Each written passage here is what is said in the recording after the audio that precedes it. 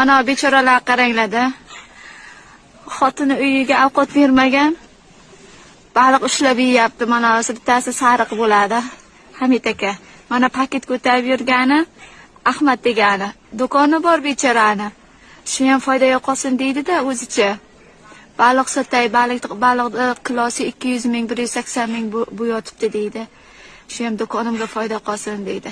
Mana o'tirgan ketganlik u baliq ushlay, zaksga bo'lay deydi. Ertalabdan aroq ichmasa bo'lmaydi. Boshi og'riydi. Mana ortiq qo'li kistaga, u xotindan qo'rqadi. Faqat bu baliq biron kishi baliq ushlasa yaxshi ko'radi, lekin baliqni yomon ko'raman dedi. Yondagi o'g'ilchasi. Bular turishini qaranglar. 100 gram aroqqa zaksga bo'lsin deb aytib yuradi bular ertalabdan kechgacha ishi yo'q.